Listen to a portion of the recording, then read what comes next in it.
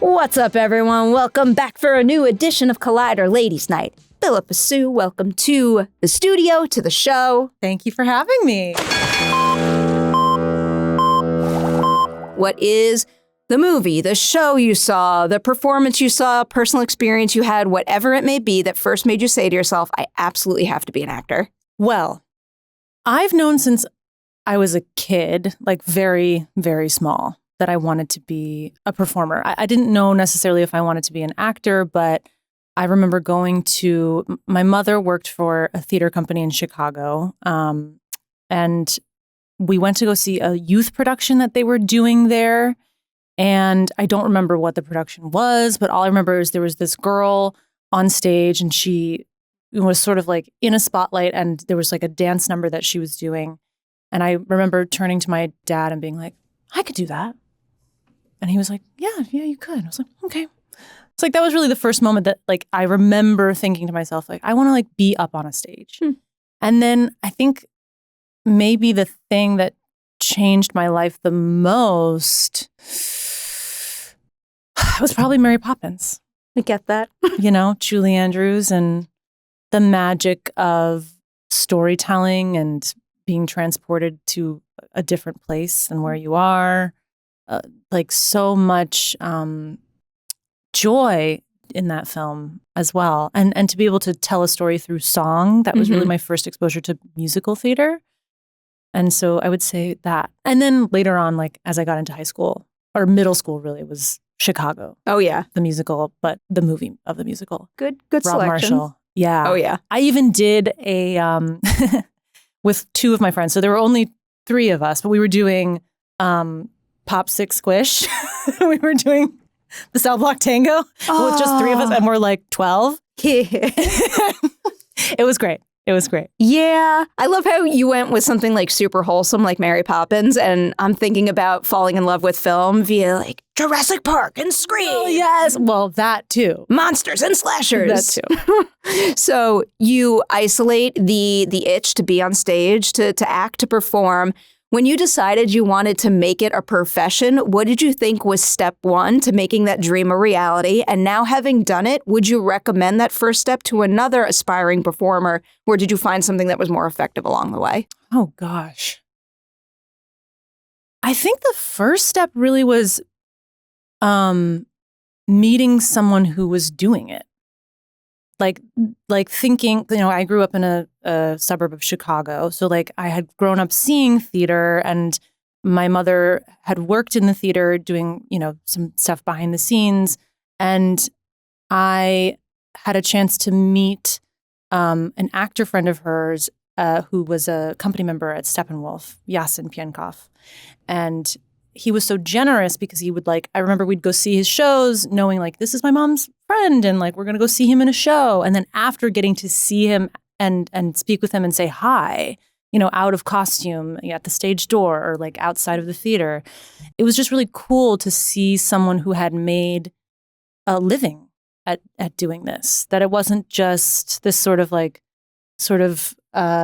mercurial, is that the word I'm looking for? Like this like, you know, sort of idea of a person playing a character and not being able to actually fully understand who they are as people. And makes an actor feel like a real person. Yeah, exactly. But that it's not even like, oh, that's a real person, but like that's a person who maybe grew up just like me and had a similar upbringing or had a similar itch in terms of like wanting to tell stories for their entire lives and just not knowing exactly what that is, but seeing that in him, seeing him do that as his profession. And in a way that felt so connected to his community and to the people that Steppenwolf, you know, is this, it's a company of actors that are coming together and telling stories all the time. So that idea of community and being there with a company of people and building stories with people who almost become like your family, that very much was like my trajectory as well. So I'm not surprised. That's kind of how it started. I'm like the biggest fan of like set and stage families. So whenever anything has that kind of vibe, I am immediately drawn to it. Yeah, and that's why I do it.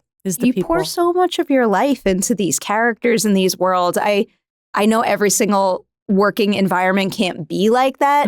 but I also can't imagine pouring so much of myself into something and not having that as a support along the way. Yeah. I mean, they're the ones who are with you through the whole thing. So you got to know, like, if you're doing something that's incredibly demanding, they're going to be your first line of defense in terms of maintaining your sanity. Mm-hmm.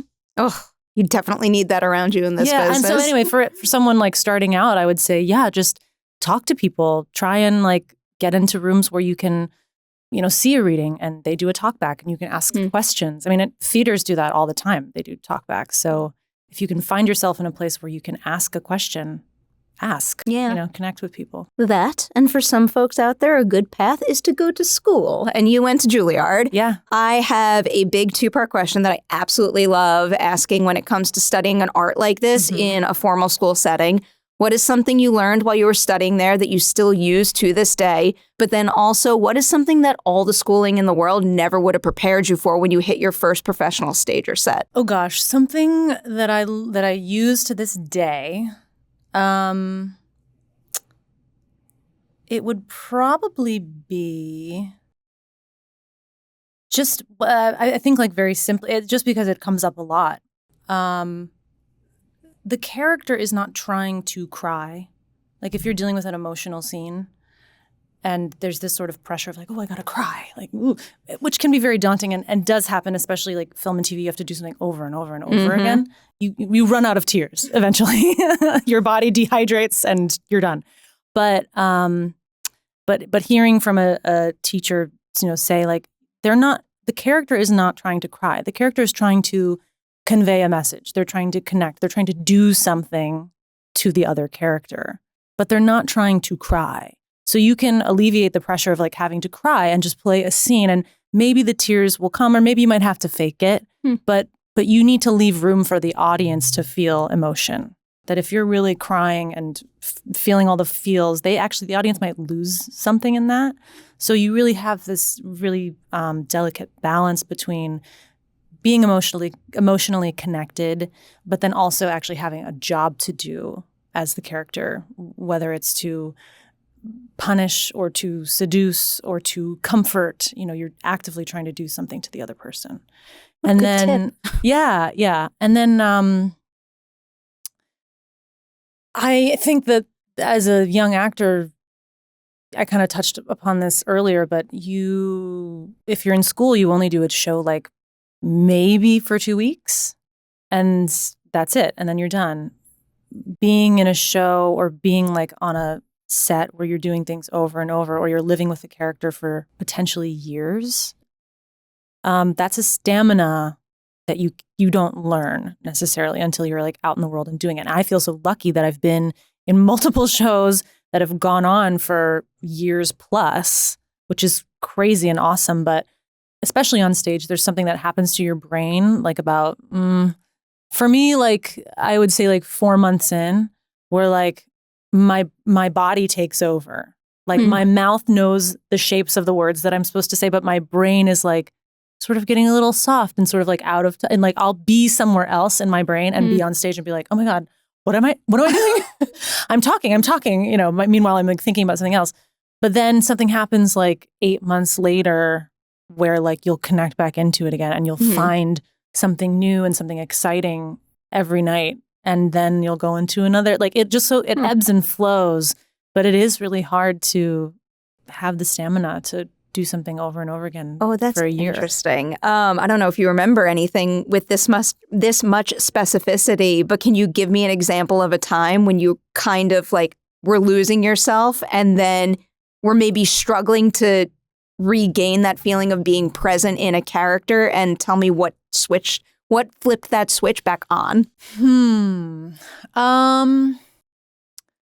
I mean, specifically, I can't recall specifically like of a specific moment, but I do know that during Hamilton, we opened the show in July. Well, we started previews in July, but I left a year later, and I'd say like about halfway through that experience, words just like left me. Or, I would be like on stage and I'd be like, I don't know what I'm doing right now. But I just remember looking around, like allowing myself to look around and take in the other actors around me and actually play a game with myself, which was, can I notice something new today? Which was keeping me present. And it was really fun because then I was like starting to look at things happen. You know, I knew when I had to go in my body, like I said, this body thing, your body takes over. My body knew when to like go for my entrance, or my body knew when to come in, you know, in the dance or the choreography or for the scene. But I could just sort of like take in things that were happening around me and find and delight in the performances of everybody else. I love that. And so actually, when I first saw the show, which was like not until years after I'd left, I thought, oh, I'm gonna see so many things that I've never seen before, and it's gonna be like totally, you know, this is gonna be like a whole new experience. And then I was just sitting there watching it and thinking, actually, no, I've seen this show because I was paying attention to all these things. I was just seeing it from the back, you know, like I was seeing backs of people's heads, but I really felt like I had seen all of that show and knew it very intimately. What a beautiful thing. I also feel like that kind of attention to detail could just, I don't know, bring a new sense of life to anybody's day to day. Like if you're feeling like you're in a rut, like just look for something new. That's so true. Yeah. I'm going to start thinking about that now. Yeah, one thing new a day. Yeah. That's it. You know, I wouldn't mind that. Yeah. I'm going to remind myself of that tomorrow morning. Okay. More Hamilton questions for you. I've got quite a few. First one, do you remember the very first moment working on that story where you stopped and said to yourself or looked around at the collaborators you had by your side and said to yourself, like, we are doing something next level special? Well, quite honestly, just from listening to the demos, I knew that it was special. I hadn't gotten into a room. I hadn't talked to anybody. I hadn't sung any of the words or lyrics or music. And I just knew that it was going to change the world in some way.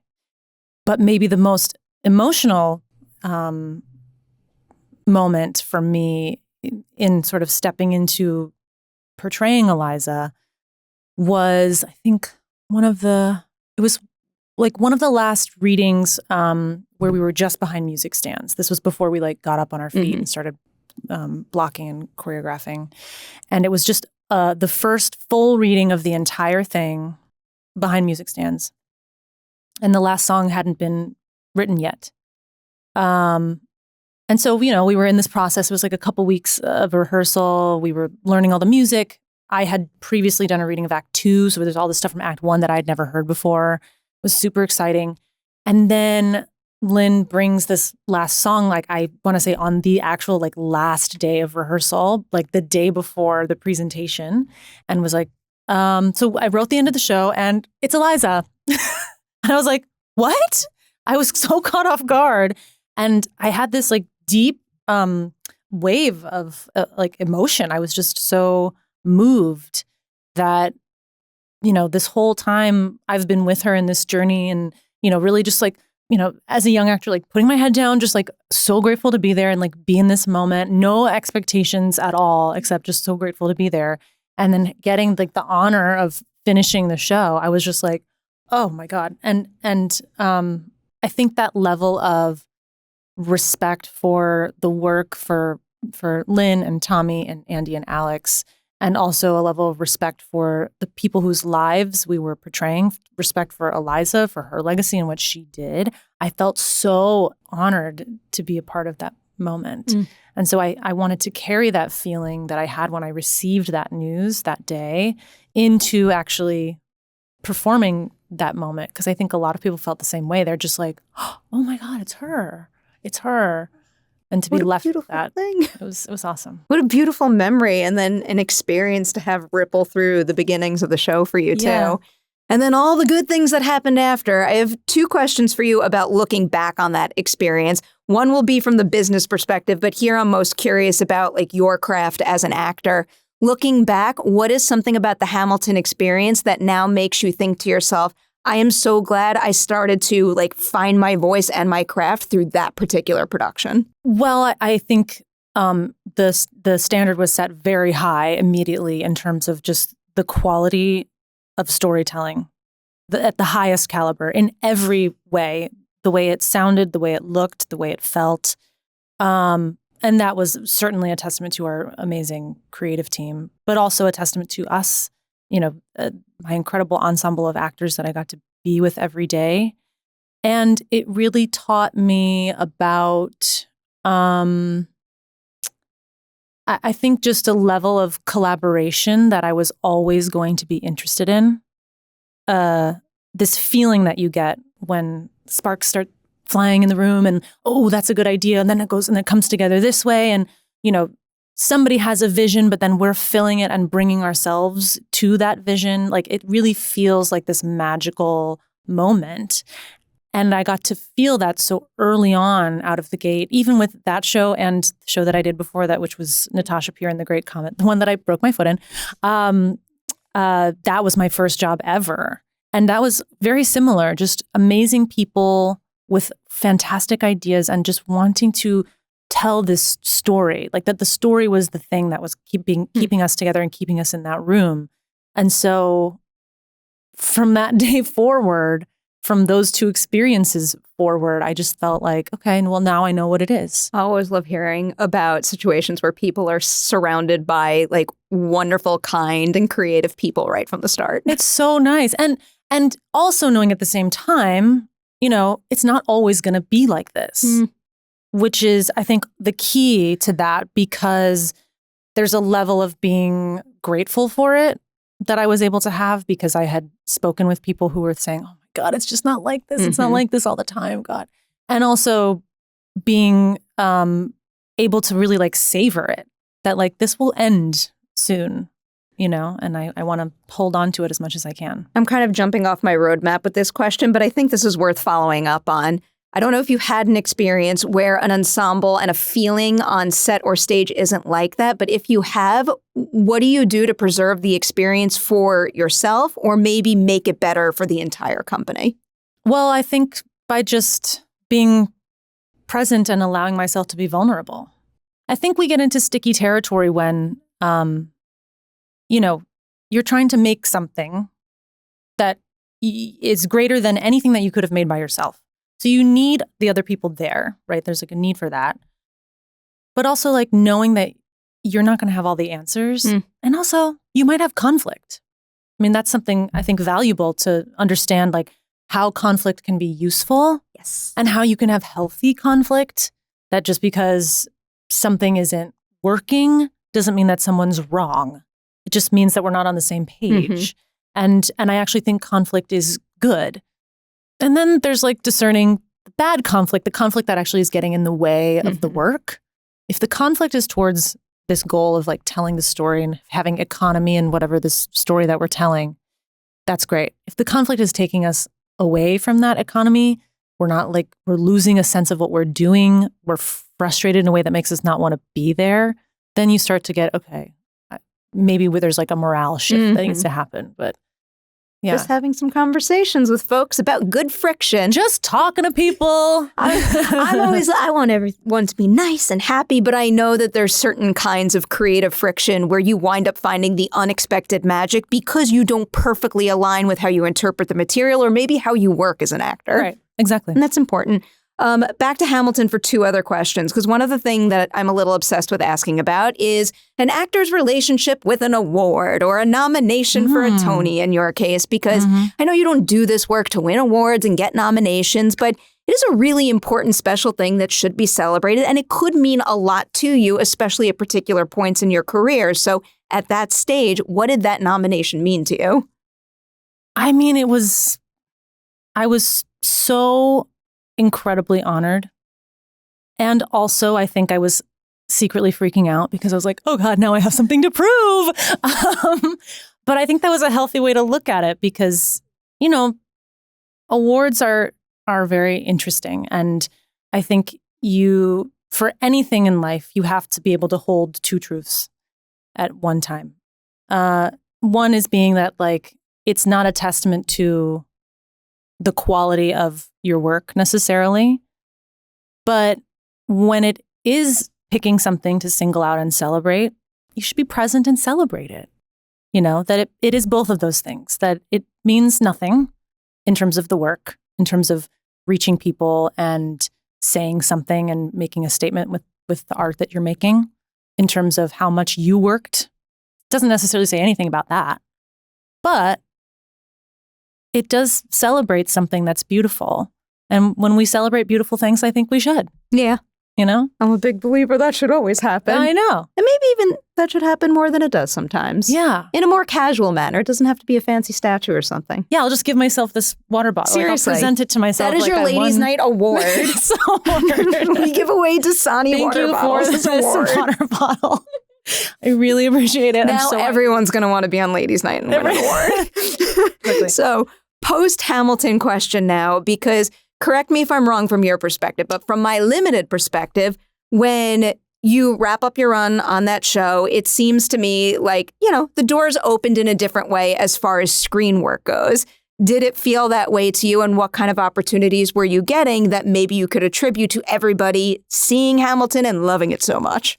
Well, I did something a little different. I went straight into another Broadway show, which was Amelie the Musical, which was a show that I was working on while I was also working on Hamilton workshops. So it was really cool because I felt like I got to go back to something that I had also put a lot of my heart into. And I think definitely there was this fervor around Hamilton, this like kismet sort of like crazy phenomenon that had happened with it, and to get to be a part of it certainly had like blown up my world in a very significant way. And certainly doing Amelie and then doing film and TV after that, and then doing more shows after that, you know, it always becomes very apparent to me that was like a defining moment of my life, and to have it at that time, I'm so grateful. Feels like it was two moments too, because it's like the stage success, and then it went to Disney Plus. Well, that and too. So many more people discovered it. That too, yeah. It's so cool. It's so cool how that happened. I have a big question about going from stage to screen, and the answer might be no. This might not have happened to you, but I know this is an industry that has a habit of boxing people in. You do one thing and you do it well, and everybody thinks that's all you can do. When you start doing stage work, is there any assumptions about what it means to be a stage and musical actor that you found yourself bumping up against and having to disprove? Oh, yeah. I mean, I guess the idea that like your choices are too big or something for the camera. I mean, but like, I guess you could say the opposite for people who are going into theater who are coming from film work. Like, yeah, you got to lift your arm more so people can see what you're doing. Like, you know, so there's like that sort of math that you have to do, which I think I was aware of, but just hadn't had practice at it. And also wasn't like watching myself, you know, I had never done like an on-camera intensive class. We'd done some in school, but I wasn't familiar with like analyzing and watching myself.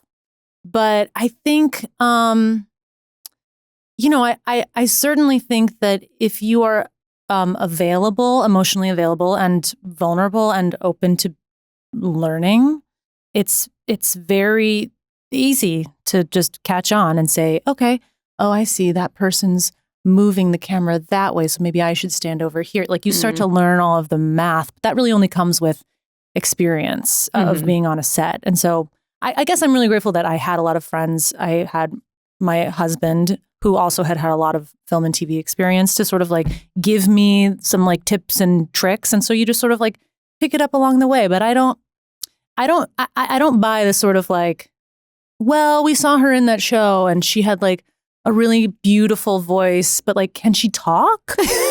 Like, you know, like I'm like, of course I can talk. But then like there's a part of me that's like, oh, but they haven't seen me.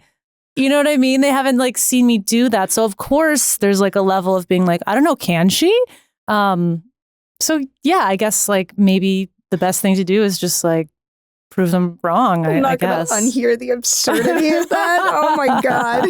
I mean, it's the same thing with actors jumping genres. I love horror, and I've spoken to so many actors who have, you know, made a name for themselves in that genre, and everyone's like, well, can they do anything that's not running from a slasher? I'm like, yeah, that's the whole point. Yeah. Be open-minded, and Be the person that discovers another layer. There are some things that maybe I can't do, but that more comes down to like casting. That sounds exciting, though. You know what I mean? But like, it sounds like an exciting challenge. Yeah, I don't know. I guess like, it'd be really interesting to have a sit down conversation. And I don't know if this exists anywhere on the internet, but like an actor talking to a casting director, about all of those things that we go into a room and we see it from our side of the table and then they see it from their side. You actually learn a lot once you start to get to know like SAG has wonderful resources where they do like tons of talks and intensives with casting directors. Great. I've sat in on a couple of them and I've moderated one or two. Oh, that's awesome. Like one of the coolest experience, even from like my vantage point, just sitting here and covering all the work you do. It's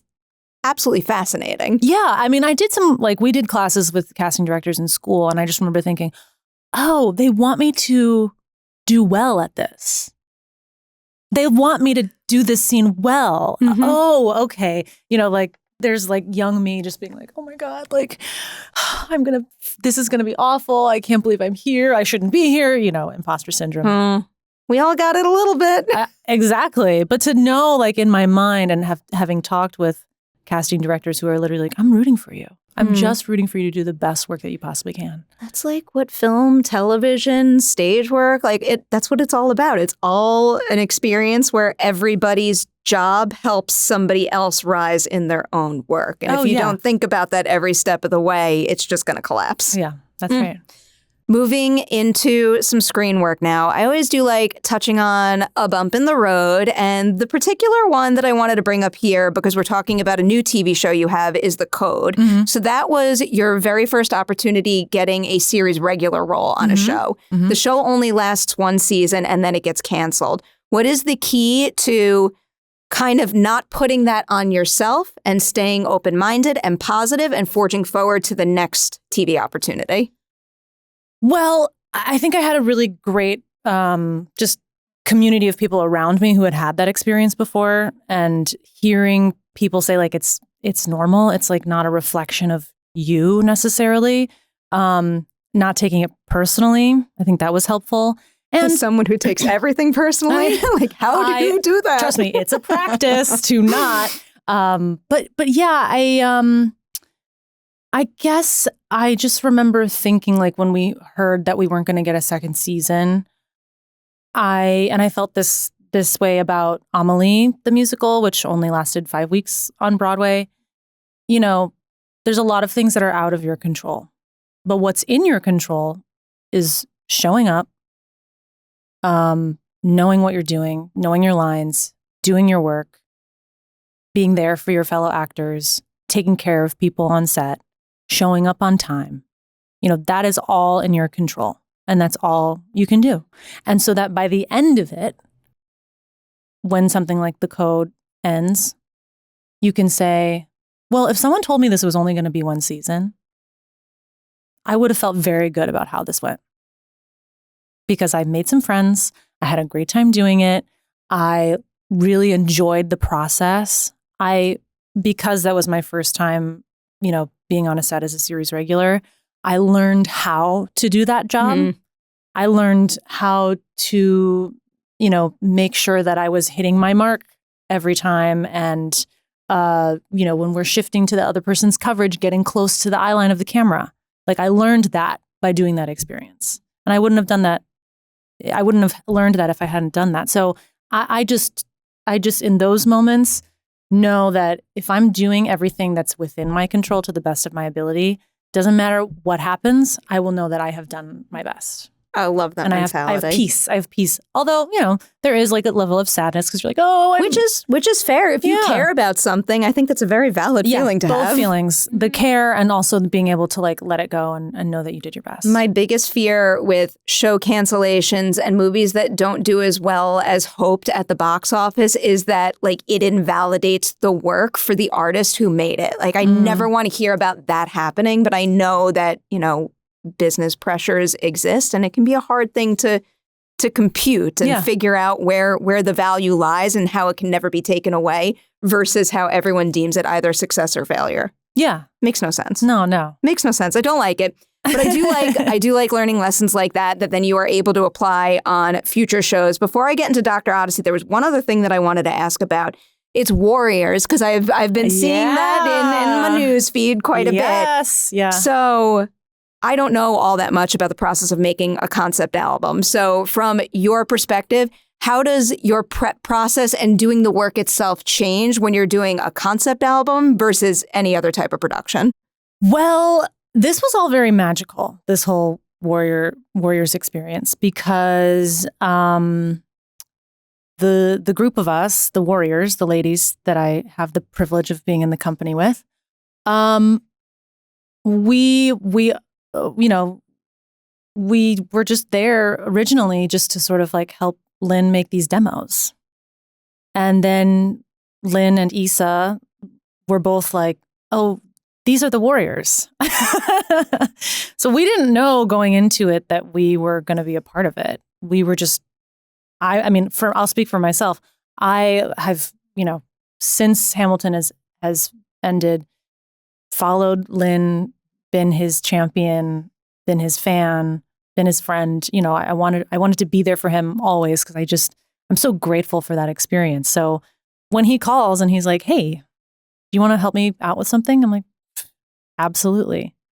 And immediately, a lot of those women I've worked with before and know from other shows that I've done. And so it was really this like wonderful, like full circle moment to be in the room with those ladies again. And it was just magic. Like getting to be there was so exciting. Issa, I've been a fan of for so long and a friend of for a very long time. And getting to be in the room with her and witness how magical she is in real time in the process was quite a gift. And so I just heard the whole thing for the first time, like all finished and mastered, and it was amazing. It was amazing. 'Tis exactly what I would expect. I don't know how familiar you are with the book or the movie. I've recently just watched the film. Okay. Not familiar with the book. So comparing then the concept album to the movie, is there anything about the story being done in this format that kind of opens up a new layer to it? Yeah, the fact that they chose to make the Warriors women is the catalyst for so many differences. And I think being able to extract what is truthful and meaningful about this story, which I think it really stems from like mythology, truly, this story, this idea of, a group of people going out into the world and fighting against chaos, basically. These women have really like opened that up in a really beautiful way that I think makes us, see that time through the lens of now. That we're aware that we're listening to it through now, but sort of processing their experience based on what it would have been like in New York in the 70s. Oh my, that sounds so interesting and stimulating. It's really fun. It's so cool to be a part of. And I just have, like a very small piece of this whole larger thing. And I'm so grateful. Reading that ensemble list, I'm like, my God. What an ensemble. How can so much talent fit in one project? Yeah. Most impressive. It's great. Similarly, you have an A+ team around you in Dr. Odyssey. My first question about the show is a big old two-parter. First, when you first signed on to do it, what single part of the production were you most looking forward to? Mm-hmm. And now I believe you've done a couple of episodes. What is something about the experience that wound up being more creatively fulfilling than you ever could have imagined? Ooh, gosh, I think, I was really excited about this world. I think Ryan Murphy is, the king of world building. And in terms of just like the storytelling, it's visually just so stunning what he has made, like to the point where it's like, it's emotional. Like you have an emotional response to what you're seeing. And so right off the bat, I knew I wanted to work with him. I just think he's fantastic, and what a dream for an actor. And this world, this sort of like high stakes, being a medic on the high seas, on a very luxury cruise line. Like as I was sort of gathering the pieces of what this world was from, receiving some sides and being like, okay, who is this character?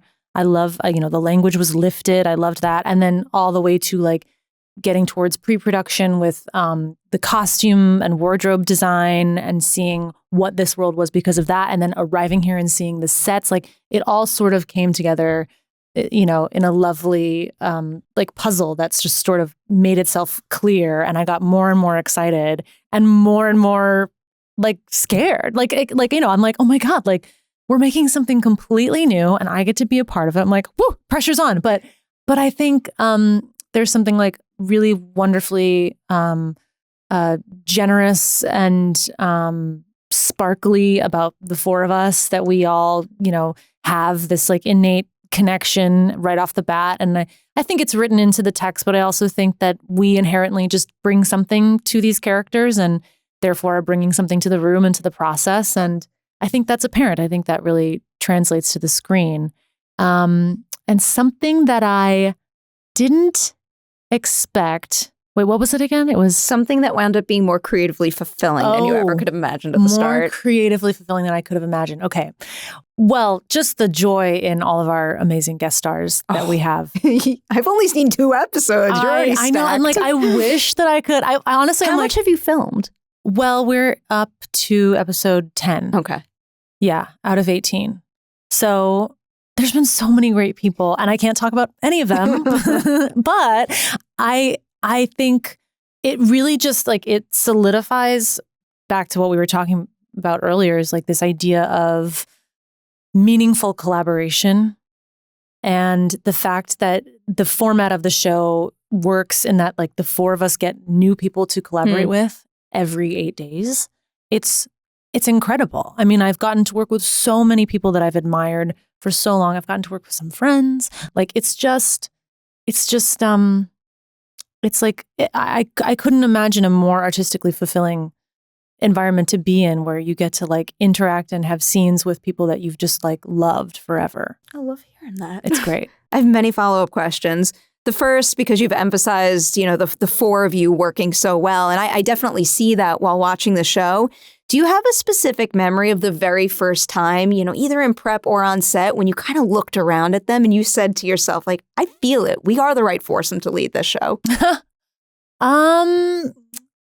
We had a couple of walk and talks. I mean, the four of us weren't all together, but Don and Sean and I had like a walk and talk, which was one of the first things that we shot. And that felt very magical because we were like, ooh, like this text and this world is really keeping us on our toes. And we literally have to like just keep moving forward. And it felt really exciting. And so I would say that with Dawn. And then Sean and I had one of the first days was a scene with Josh in the infirmary. And it's the scene where he's moving in all of his equipment. Like we just met him out in the lobby and now he's, in the infirmary and telling people where to put things. And Avery's like, well, everything we have here is state of the art. So, and he's like, yeah, but I'm bringing in all my stuff. And we're like totally taken aback. That was the first scene that we shot of the entire series. That's the first scene ever. And yeah, I mean, I think like it's always a good sign when they say cut and there's just smiles and laughter, and it should always be that way. Yeah. And definitely, definitely in the moments where you feel like you're like, okay, this is where like I'm really like being an actor is a job today because we were shooting out on the water and we were in these boats and you're like in the middle of the ocean and like you can't go to the bathroom and it's like nighttime and you're just like doing the same thing over and over and over again and you're just sitting on a boat with your fellow actors and the wonderful man who was driving the boat who was on the stunt team. And you just sort of like get to know people, have chats and really like see what makes people, why they do this job, where they're coming from, what their backgrounds are. And I really felt connected to them on that boat that day.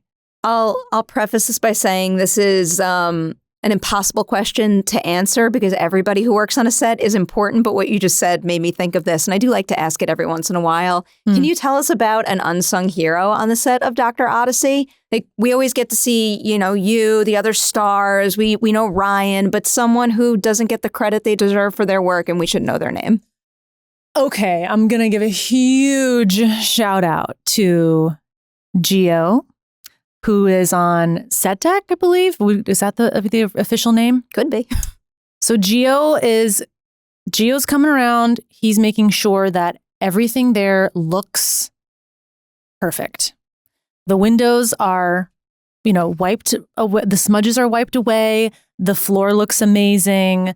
The pillows are fluffed. The table's in the right spot. I mean, it's really like he was like everywhere doing everything all the time. And he actually just left to go work on another Ryan show, which is like so sad for us because we're like, no, Gio's so great. But he worked so hard and he really cared about everything that we were seeing. And at the same time was like so collaborative and wanted to make sure that like what we were using felt right. And that we could, like I would have scenes on the bed and I would like mess up all the sheets and mess up the pillows and I'd get to like use it. And then Gio would leave it right back there at the beginning and he would like setting all the pillows and making sure everything was perfect again. And he had such joy in the work, which I really appreciated. Cool. And he was so funny. And he had a great music playlist to play like on a Friday when we're all tired. Gio would put on some tunes while we're switching over to Turn Around. And Gio like had a great playlist going. Just the level of joy was just unmatched. I'm sad you don't have Gio anymore, but I'm glad Gio is very busy. Yeah, Gio's really busy. The industry needs more of Gio, apparently. Yeah. Something else you just said made me think of another question. So I was just in Austin for Fantastic Fest, and this question started to come up there because I was talking to one director who emphasized how much joy his lead actors had on set. So I started to ask this as much as I possibly can. What is the day on the set of Dr. Odyssey thus far that you've experienced like the most joy as an artist? Oh my gosh. That's a really tough question. The most joy. I'm like going back into my memory now to think about like all the episodes. I also feel like you probably can talk about most of the things you shot. I was just going to say like there's some things that I'm thinking of, but I'm like, oh, I can't say it because it hasn't aired yet. Teasing talk. Okay, there's like, I'm not going to give it away, but there is a moment. There's a moment, and well, also like, who knows if it'll stay in the show, but there's a moment where Tristan, Avery, and Max are all wearing their glasses. They're wearing sunglasses. And for some reason that day, like something about wearing the sunglasses just made us so giggly. And I don't know what it was, but we were, I think it was just one of those moments where we were like, oh yeah, this is our job. I can't believe this is our job. I mean, the scenario is just like so crazy and ridiculous, but I think like you're saying, like it's nice to have joy on set because it's a reminder that like this is really hard what we do, and why not have it be joyful? Yeah. Why would it be any other way? Yeah. I feel like having those moments too, where no matter like what you're doing, what line of work you're in, where you stop and you say to yourself, like, is this real life? How is this real life? Yeah. Such a wonderful thing. Yeah. I had many other follow-up questions. Oh, because you had brought up the set. I don't know if you did any of this kind of research, but did you learn anything about real world, like medical operations on a cruise ship like that? And if so, is there anything you learned that surprised you most? Well, I guess I learned that a lot of the things that we're doing, you really wouldn't do on a cruise ship because this world, it's lifted. It's lifted. I might believe that. It's like a fantasy. It's very like, it's otherworldly, truly, because it like I said, world building. You have this very stylized world that we're living in. So, like it's very simple. It's like as simple as like there's these stickers. They're not Band-Aids, but they go over the IV port and they have this little gold dot on them, which is like a design choice.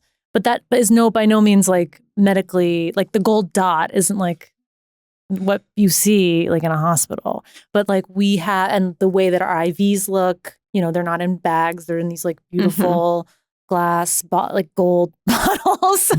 So that's all real. That happens to me every time I go to the doctor. It's real. It's real in this world. Yes. You know what I mean? So like in terms of our medical training, we are getting like the sort of version that is like true to what it would be. Mm-hmm. And then there's like a creative discussion about, okay, well, what are we actually seeing? What's important to the storytelling? Like I can put in an IV. And from what I've been told, I can do a really good job in terms of like making it look real. But sometimes like it takes longer than the amount of lines that you have to put in the IV. So like we'll sort of like fake it because we're not seeing it. But knowing how to do it so that you can sort of reverse engineer and know, okay, so like if we're putting a line in, like how about I'll start putting in the IV and then you'll get the you'll get the drip going, and then we have places to be and things to do, and we know how to sort of choreograph a scene based off of that. But if we didn't have that prior knowledge, we'd just be like, I'd just be like waving my arms around, not knowing what I'm doing. Again, many follow-up questions. The first thing that I wanted to bring up, because you use the word otherworldly, and I know what you mean. I know you're applying that to this being a lifted scenario. Have you seen some of the theories out there? Because this is a Ryan Murphy show. I honestly understand why people expect things like that to happen. But also, look, it's not that, I assume. Only Ryan knows what it's truly going to be. And also, maybe it's truly a testament to what we've built, which is something that I think really has a lot of like tonally, it's very specific. And I think it sort of like makes you like, you're intrigued because you're like, this isn't like the real world as I know it. So I think it's doing its job. It's making people curious. It's making people like, they're using their own imaginations. I mean, I love that. Anything that I do where I can like make people think about it beyond just the experience of watching it, I'm like, great. That makes me happy. I'm not gonna lie, I'm having some fun with those theories. I love it. I love the theories. Like, I love Ryan's more like darker, twisted American Horror Story type stuff. So yeah, the potential turns things could take, tickling my brain right now. Yeah. And we're still making it. So, I feel like you might not even know, and that's very exciting. I might not. Or maybe you do. I don't know. You would never be able to tell me if you knew anything quite Either way, like that. Couldn't tell ya. So you were bringing up the IV stuff before, so I obviously have to ask this question whenever anybody is working on a medical TV show or movie. What is some medical jargon? I have two questions, actually. What is medical jargon that you have had the most challenging time delivering? Oh my I love that you're shooting right now, too. I feel like I've asked this question of people who shot something like a year ago. I had to say trichinosis. Wait, I can't. But here's the thing: I can't tell you. Oh no, I can't tell you because it's giving away something. So I'm not even going to know what it is. Well, here's what I can say. There is. I think it's in episode 2, so I can say it. Josh has to say transesophageal echocardiogram.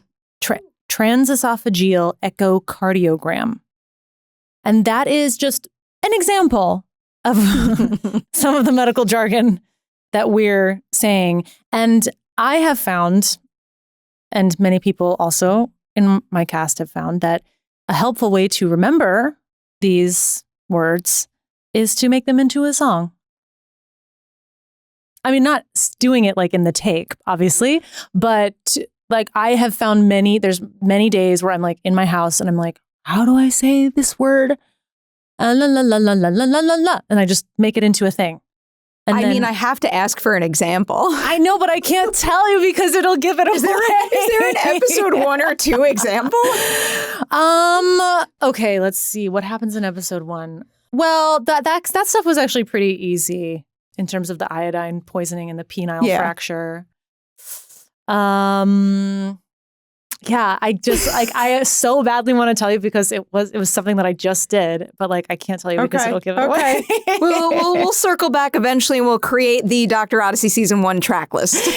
yeah, just of like little jingles for all of the medical jargon. So my other medical question has to be, I know you mentioned before that the IV, you know how to do it for screen, but is there anything you've picked up thus far that you could actually apply to your real life? To real life? I mean, I think if I had to put in my own Ivy, I think I could. I mean, I haven't tried it yet, but I think I could. Maybe don't, but like take pride in the fact that you think you could. I really think I could. I mean, you know, in a pinch, if for some reason I'm going to need to do that to myself, I think I could do that. I mean, I definitely think what I have been really intrigued by is this idea of bedside manner, which I think is something that comes into play a lot as an actor. Like you're always kind of practicing bedside, like you're putting aside like any feelings that you have as a person in order to like handle the thing at hand, which is like for us being in a scene and maybe something really joyful happened that day and I have to come in and play a scene that's very tragic. You have to like sort of put aside that thing so that you can like focus on the story. So this idea of bedside manner for these doctors and nurses who have their patients in front of them and they have their own personal stuff going on in their own world, but they're really like coming to the task, you know, free of their personal baggage so that they can be there for the patient. And what that looks like for every doctor is different. I'm sure you've experienced it. Everybody's experienced it. They go to the doctor and you'll be like, I didn't like that doctor. Or like that doctor like made me laugh. It was so comforting, you know, like they're using tactics to be able to like care for their patients. Which sometimes means withholding information, sometimes means like being neutral about the information that you're sharing. Sometimes it means like, I'm trying to convey that this is good news in some way because maybe it's also carrying like a piece of complicated news. So there's like a level of like, I don't want to say manipulation, but a level of care in terms of how you speak to people. And so that's been really eye-opening in terms of the medical aspect. Good example to bring up. Yeah. I'm going to squeeze in one more Dr. Odyssey question before we wrap up with the question that I absolutely love to end on. And I feel like we've teased this a little. But first, of all the episodes that you filmed thus far, can you tease which one you're most excited for fans to see and why? Oh, gosh. I mean, it's so hard to say because there's just been a lot of really great ones.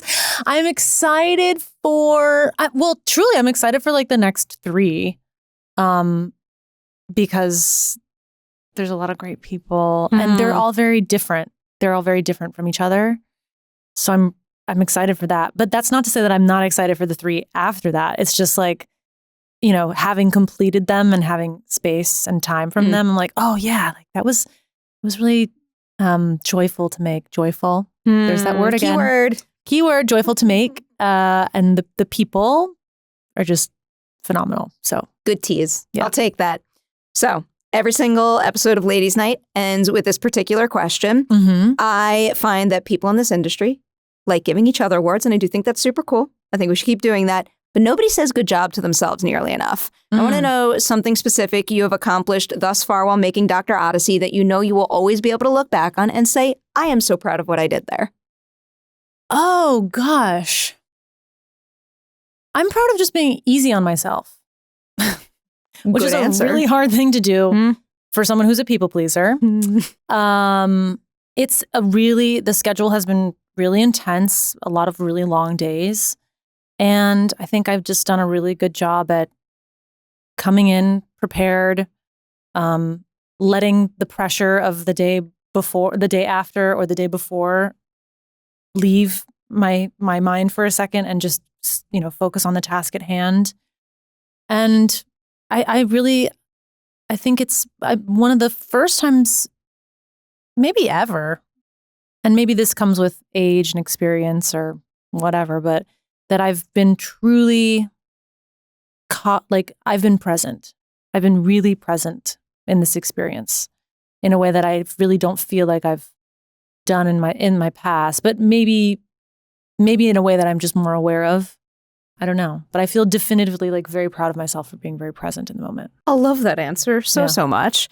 So I feel like I need you to come back at the end of the season so we can recap all of your song terminology. Honestly, and talk about all these guest stars. Because you don't even know how hard it is for me not to share these little songs with you because They're really fun, and I think people would really enjoy them, but I think it gives away too much of the plot. It'll give people something to anticipate as they continue to watch the show, which you can do on ABC and also on Hulu. Thank you so much for coming in and sharing some of your experience making the show and your journey overall. The Ladies' Night door is open to you anytime. Thank you. I'd love to come back.